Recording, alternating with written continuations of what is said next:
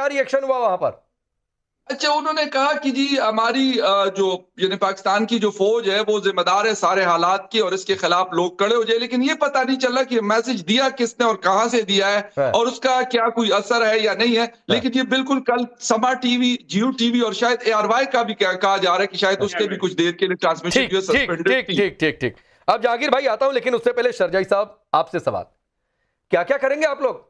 ये बड़ी मुश्किल हो गई है। इरशाद साहब देखिए कितने बेचैन हैं, फखर जी तो फिर भी बहुत तार्किक, और जहांगीर भाई बहुत तार्किक होकर कई बार बात करते हैं, लेकिन क्या क्या आप लोग परेशान करेंगे? ड्रोन भेजे जा रहे हैं, फिर टीवी चैनल भी हैक किए जा रहे हैं।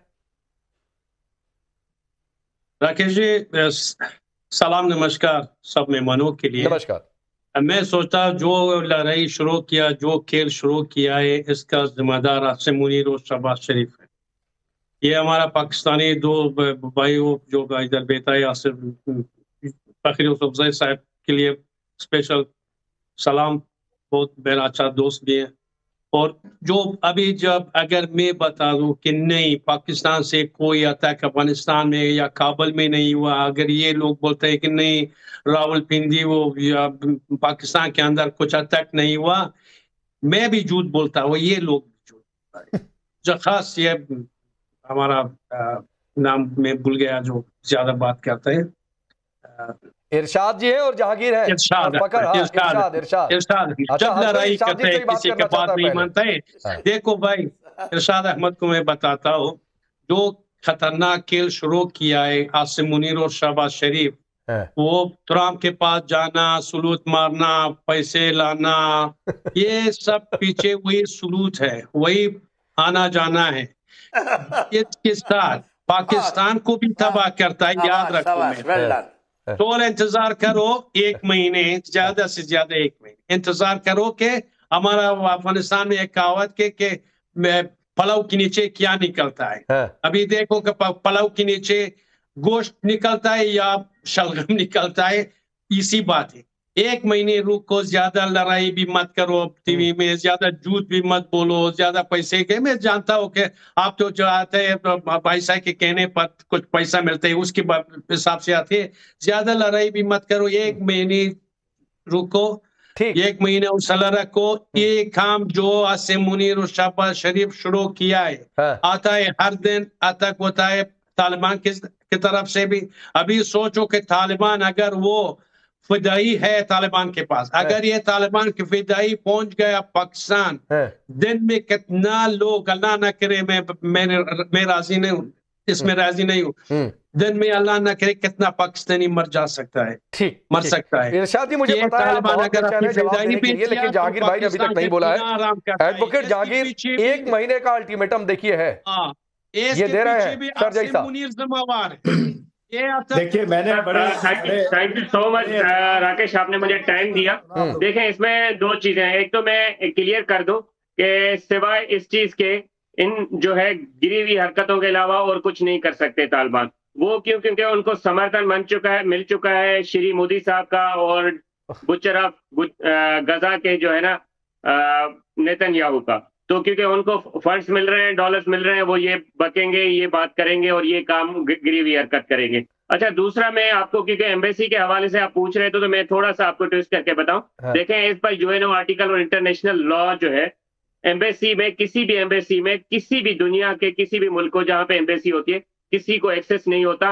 वहां पे जो एडमिनिस्ट्रेशन होती है प्योर उस मुल्क की होती है जिसकी एम्बेसी होती है। तो जो भी लोगों ने अपने जज्बात में जाके वहां गलती की है उनको भुगतना पड़ा, और इसमें पाकिस्तानी हुकूमत का या सिंध हुकूमत का, सूबा सिंध की हुकूमत का पहले बार नहीं था, ये तो बार बार होता है पाकिस्तान के अंदर, ये बार बार हो जाता है, बार बार। देखिए, मैं नहीं बोला, मैं इसीलिए राकेश साहब, मैं आपके प्रोड्यूसर को भी कह चुका था, मुझे नहीं, ठीक है, मैं आपको समय देता हूं।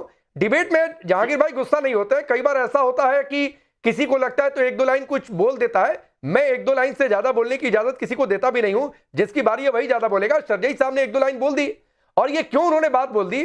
आपने सुना है कि हिंदुस्तान में कभी किसी की एम्बेसी में यहां के लोग घुस गए?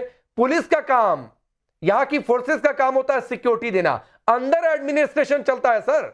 लेकिन उस एम्बेसी को सिक्योरिटी देना, अगर हिंदुस्तान में कोई एम्बेसी है तो ऐसा नहीं कि मुंह उठाकर यहां भी पाकिस्तान के एम्बेसी के सामने प्रदर्शन करने लोग पहुंच जाएंगे।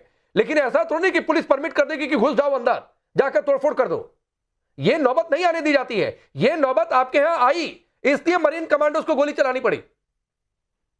सर देखें, जिसने जिसने भी ये चीज हरकत की उसको मुंह की खानी पड़ी। देखें, मैं किसी भी मुल्क को ऐसा जो है सिविलाइज्ड सिटीजन, मैं किसी भी मुल्क की जो है ना खिलाफ वर्जी करना, कानून की खिलाफ वर्जी करना कभी भी मैं नहीं समझता अपने जो है ना हक को। चाहे वो इंडिया की एम्बेसी क्यों ना हो, मुझ में जरूरत नहीं है, कानून मुझे इजाजत नहीं देता कि मैं किसी और के जो है ना घर में जाके बगैर इजाजत घुसूं।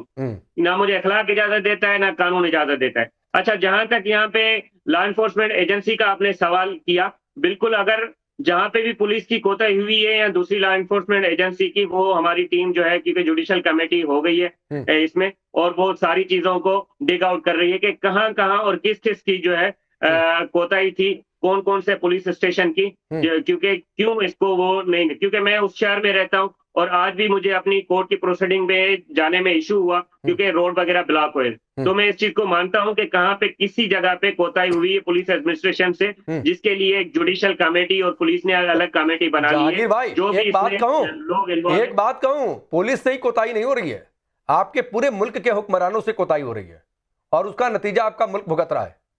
एक इरशाद साहब, आप कुछ कहना चाह रहे थे, वो कहिए। एक चीज मैं और ऐड कर देता हूं, फकर भाई भी उस पर कुछ कहेंगे कि एक और कमेंट्री चल रही है कि आपका जो सीमा का लंबा हिस्सा है वो ईरान से सटता है, तो ईरान का ऑपरेशन चले वो ट्रंप को करना था, इसलिए आपको अपने पाले में रखा भी हुआ था। एक और कमेंट्री ये चल रही है कि भाई ईरान वाला ऑपरेशन जैसे पूरा हुआ और सत्ता चेंज अगर वहां पर हो गया तो जाहिर सी बात है इजराइल का प्रभाव बढ़ेगा, वो मोसाद दरवाजे पर खड़ा होगा। अब अफगान तालिबान से निपटेंगे कि मोसाद से निपटेंगे? देखिए, मैं ये कहता हूं, जब गीदड़ की मौत आती है वो शहर की तरफ आता है। इजराइल ने पंगा लिया है ईरान से, इंशाल्लाह गुलामान रसूल, गुलामान अली, ये इससे बदला लेंगे और उसे सिखाएंगे कि मुसलमान पे हमला कैसे कर सकता है कोई। हाँ, उनकी शहादतें हुई इसलिए हुई कि कुछ लोग हमारे भी इन्वॉल्व रहे इजराइल के साथ। ऐसा ऐसा उनके नाम भी सामने आएंगे और उनके काम भी सामने। भाई इरशाद जी, उसी इजराइल के लिए आप गाजा पीस फोर्स में फोर्स भेज रहे हैं डॉलर लेकर। बोलने दिया करें मुझे, आ रहा हूं फकर भाई, बस एक मिनट दे दीजिए। उसी इजराइल के लिए गाजा में पीस फोर्स भेज रहे हैं, आपको उसी इजराइल के साथ लड़ना पड़ेगा अगर आप अपनी डिफेंस डील पर टिके रह गए तो। अभी तक तो नहीं टिके हैं, लेकिन ईरान से लड़ाई शुरू होने वाली है और ईरान से अगर सऊदी जाकर लड़ लिया तो किसके साथ लड़ेंगे भाई आप? अगर हम गजा में लोग भेजेंगे, उनकी डेवलपमेंट करेंगे, उनकी हेल्प करेंगे, उनके तालीमी इदारे, उनके सेहत के इदारे हम बनाएंगे तो किसी अच्छी सोच की तरह बनाएंगे। लेकिन आपकी बेशर्मी की तरह काबुल में जिस तरह आपने दहशतगर्दी के अड्डे बनाए थे वो नहीं बनाएंगे। अब आपके आईएसआई चीफ जाकर काबुल में चाय पीते थे। फकर यूसुफ जई, आ रहा हूं शरकई साहब इसके बाद। फकर यूसुफ जई, चीखें निकलेंगी। अफगानिस्तान में तालिबान के आने के बाद पाकिस्तान के आईएसआई चीफ ने जाकर वहां पर कॉफी पी थी और कॉफी का कप लेकर भारत को चिढ़ाते हुए उन्होंने पोस्ट किया था, ये भी तारीख में दर्ज है। तो कौन कहां खुश था, ये अलग बात है कि गेम पलट गया है। मैं आगे आता हूं। अब फकर यूसुफ जई, दो बातें। अफगान तालिबान अभी मुश्किल खड़ा कर रहा है, ईरान में सत्ता परिवर्तन लग रहा है, आज नहीं तो कल ये संघर्ष चलेगा, ईरान टिक नहीं पाएगा और गल्फ कंट्रीज में अगर वॉर छिड़ती है तो भी ईरान अकेला पड़ेगा। और इसलिए अकेला पड़ेगा क्योंकि दुबई, सऊदी सब उसके खिलाफ होकर लड़ेंगे। और अगर पाकिस्तान, आपका मुल्क, अगर अपनी डील पर टिका रह गया तो उसे ईरान के खिलाफ ही लड़ना पड़ेगा, क्योंकि फिर अगर उस पर जंग तो ये हालात तो मुश्किल बने हैं। अब एक कमेंट्री जो चल रही है, जो मैंने इरशाद भाई से सवाल पूछा था, जवाब नहीं दे पाए कि भाई ये अगर उधर ईरान में सत्ता परिवर्तन, इजराइल का प्रभाव, मोसाद की एंट्री, कहां भागेंगे? देखिए डॉक्टर साहब, जिस पार्टी से ताल्लुक है इनका ना, इनके प्राइम मिनिस्टर है शहबाज शरीफ, उनको फॉर्म 47 के प्राइम मिनिस्टर कहा जाता है। इनको पता है, ठीक है। वो कल उन्होंने एक प्रेस रिलीज जारी की ऑफिशियल गवर्नमेंट ऑफ पाकिस्तान की तरफ से, उसमें अमेरिका और इजराइल का नाम तक मेंशन नहीं है कि किसने ईरान के ऊपर हमला किया। अफगानिस्तान ने हमला किया है, मतलब लीबिया ने हमला उनके ऊपर किया है, साउथ कोरिया, नॉर्थ कोरिया ने उनके ऊपर हमला किया है। कहते हैं ये जो खामनाई साहब को शहीद किया गया, ये इंटरनेशनल लॉज की खिलाफ वर्जी है। ये स्टेटमेंट उनका आया है। मुझे हैरानगी होती है कि आपकी ये हालत है कि आप ये नाम मेंशन नहीं कर सकते। ये छोड़ दे, ये जो बातें कर रहे हैं ना डॉक्टर साहब, ये हवाई फायर कर रहे हैं। ठीक है, ईरान अकेला था, ईरान अकेला खड़ा रहा, बिल्कुल उन्होंने स्टैंड दिया। उन्होंने सऊदी अरेबिया को भी अनबोर्ड, वो जिसे कहते हैं कि वो आड़े हाथों लिया हुआ है। अरामको के ऊपर उन्होंने आज ड्रोन अटैक किया, वहां पे उनको ऑपरेशन बंद करने पड़े। ठीक है, दुबई एयरपोर्ट आप सब हम ट्रेवल करते रहते हैं उस एयरपोर्ट से, वो मुकम्मल तौर पे बंद है। दोहा बंद है आपका, जिसे कहते हैं मनामा बंद है आपका, कुवैत बंद है, सारा बंद है। उन्होंने रात को जिसे कहते हैं एक प्रेस रिलीज जारी की अरब लीग ने, और वो अब शायद इस पे सोच रहे हैं कि हम इकट्ठे होकर हमला करेंगे। और यकीनी तौर पे अब्बास अराक्ची की 2 दिन पहले पाकिस्तान के फॉरेन मिनिस्टर से बात हुई थी, इसहाक डार से, उसमें भी ये डिस्कशन हुई थी कि अगर सऊदी अरेबिया को टारगेट किया जाएगा तो हमारे लिए ये जो एक बैलेंस हम क्रिएट करने की कोशिश कर रहे हैं, इसको कायम करना मुश्किल हो जाएगा। पाकिस्तान को सऊदी अरेबिया के पास जाना पड़ेगा। लेकिन दूसरी तरफ ईरान का क्या होगा? ईरान सऊदी अरेबिया के साथ तो हमारा बॉर्डर नहीं है, ईरान के साथ हमारा बॉर्डर है। हमने आज भी शप वाली एक पॉलिसी अनफॉर्चुनेटली वही चल रही है। कल एक बहुत बड़ी बैठक हुई इस्लामाबाद के अंदर, उस वक्त एक बहुत बड़ा प्रोटेस्ट हो रहा था रेड जोन में, जो लोग अमेरिकन एम्बेसी जाना चाहते थे, 3 लोगों की जानें भी गई हैं। मसला ये कि चीजों को कारपेट के नीचे, अच्छा, ये मोसाद वाली कमेटी पर भी कुछ बोल दीजिए, फिर मैं शरजई साहब के पास जाऊंगा। आप इरशाद भाई इतना ही समझ लीजिए कि जो आप शहबाज शरीफ, आप शहादत कह रहे थे, आपके प्राइम मिनिस्टर जो फखर यूसुफजई ने आईना दिखा दिया। किसने हमला किया? अमेरिका इजराइल का नाम अपने ऑफिशियल स्टेटमेंट में नहीं ले